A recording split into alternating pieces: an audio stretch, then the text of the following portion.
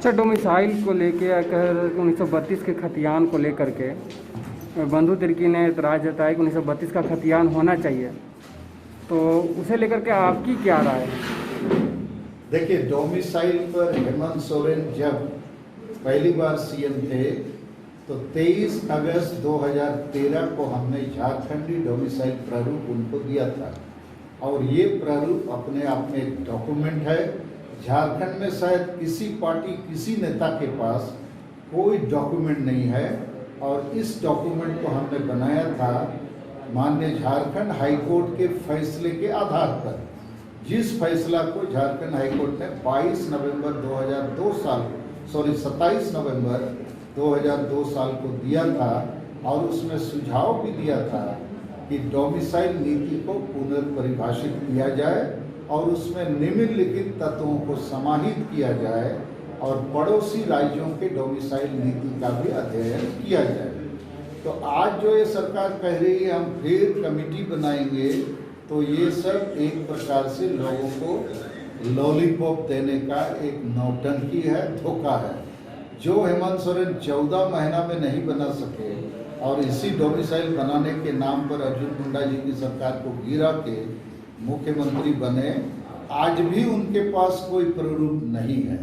अन्यथा आप कमेटी बनाने की जरूरत क्या है? जब चुनाव में आपने कहा कि रघुवर दास सरकार की जो डोमिसाइल नीति लागू हुई है वो गलत है, एंटी झारखंडी है, जैसे हम सरकार में आएंगे लागू कर देंगे 1932-36, तो करना चाहिए। सर, आज का क्या प्रेस कॉन्फ्रेंस है, किस मुद्दे पर है आज का?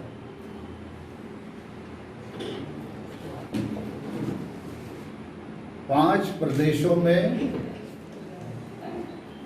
5 आदिवासी मुद्दे जो आज के प्रेस कॉन्फ्रेंस में आपके सामने मैं रख रहा हूँ, ये बहुत अहम है।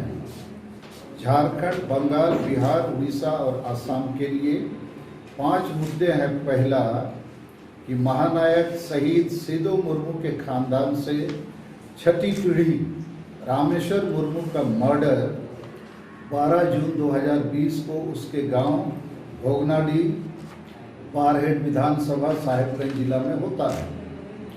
उसके लिए बारहेट के विधायक माननीय हेमंत सोरेन, जो आज माननीय मुख्यमंत्री भी हैं, एक दिन भी दुख नहीं जताया, ना वो गांव गए, शहीदों के वंशजों से मिले और उनकी मांग रही कि भाई सीबीआई जांच होनी चाहिए और उसकी पत्नी ने, विधवा पत्नी ने नेम्ड एफआईआर भी किया है। मगर हेमंत सोरेन, जेएमएम और ये जो पार्टी है, जो सरकार है, इसको छिपाना चाहती है।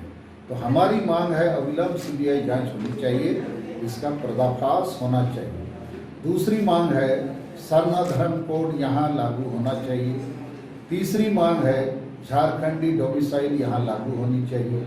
चौथी मांग है भारत की प्रथम आदिवासी भाषा संताली भाषा संविधान के 8वीं अनुसूची में शामिल हुई है, तो भारतीय संविधान के अनुच्छेद 345 के तहत झारखंड में हिंदी के साथ प्रथम राजभाषा का दर्जा प्राप्त कर सकता है। इस विषय पर हमने 10 जून को भारत के महामहिम राष्ट्रपति को पत्र भेजा था। उसका जवाब भी गृह मंत्रालय की तरफ से आया मेरे पास इसी सप्ताह। उसमें स्पष्ट लिखा है कि झारखंड सरकार और झारखंड विधानसभा चाहे तो हिंदी के साथ संताली भाषा को राजभाषा का दर्जा दिया जा सकता है। जो कि आज हालात खास्ता है, तो उनकी सुरक्षा, न्याय और समृद्धि के लिए हमारी मांग है 2 ट्रस्टों का गठन हो और सरकार प्रत्येक ट्रस्ट को 100 करोड़ का जमा पूंजी दे, ताकि उसके इंटरेस्ट से इनका सब कुछ देखा जा सकता है।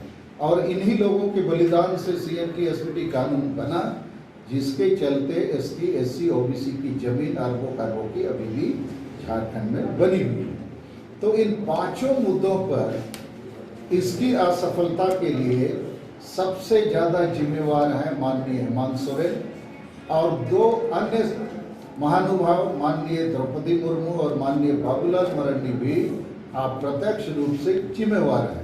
तो इनके खिलाफ में आदिवासी संज्ञान अभियान 5 प्रदेशों में और जनता दल यूनाइटेड झारखंड में सहयोग करेगा।